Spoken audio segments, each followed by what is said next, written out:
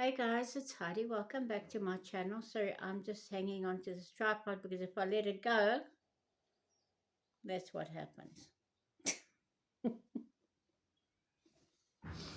I must seriously have this thing. I must fix this thing up. So I'm going to try and not shake it too much. Sorry for the background noise. They're busy on the roof. And yeah, um, sorry I haven't been around for a while. There's a lot that's happened.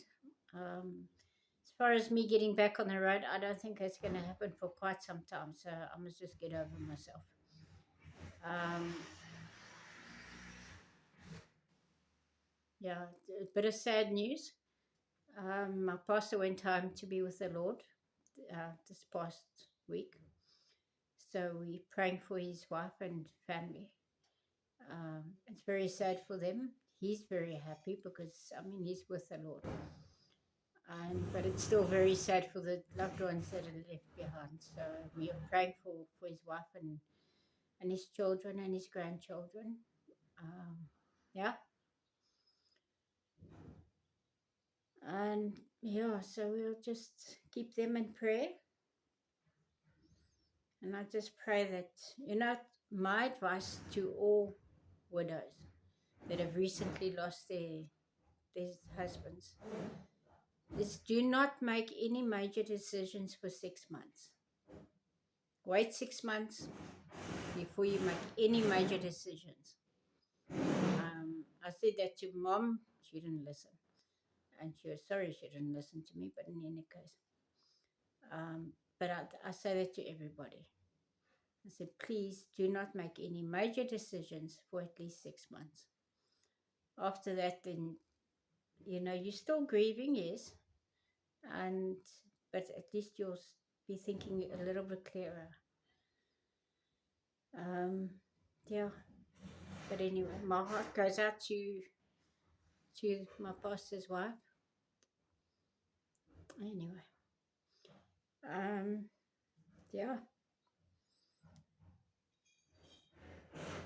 So, yeah, my desire to be on the road is still there, but it's not going to happen. So I must just get over myself. My car's giving just too much issues. So we fix one thing and then something else happens. So yeah, I'm just saying, Lord, Lord, what now? What next? Anyway, it reminds me soon after my husband had gone to be with the Lord. The only way I can explain it was jumping hurdles. Because you just deal with one thing and then that's dealt with and then something else comes up. And then you deal with that and something else comes up. So yeah, and I was very good at jumping hurdles at school. There were two things I was very good at school, at high school, is jumping the hurdles and cross country. That was my favorite thing to do, and my absolute favorite was cross country. I loved running through the forest. Um, yeah, and then we ran through. I remember the one time we were running the cross country, and it was hot. Man, I was getting hot. And even as a teenager, I did not like to get hot. Anyway, um, and we came to one of the houses we passed. There, the guy that stayed there, well, I presume he stayed there. He was watering the lawn. So he just stopped and said, please, do you mind watering us down because we're hot? And he obliged.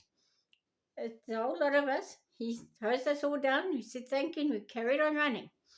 So, yeah. Um, Yeah, I often think about that. I don't know why, but I enjoyed the cross country anyway. But yeah, so we jump these hurdles, we deal with them as the thing comes up, so we deal with it. And one of the things, because I've been a widow for more than 10 years now, and yeah, I kind of recognize things when things start happening and when people start, um, they appear to be very nice and very helpful and really concerned about you. But yeah, there's always an ulterior motive. So, somebody said to me, I think it was my mom. she said to me, Heidi, how can you not trust people? I said, well, life has taught me not to trust people.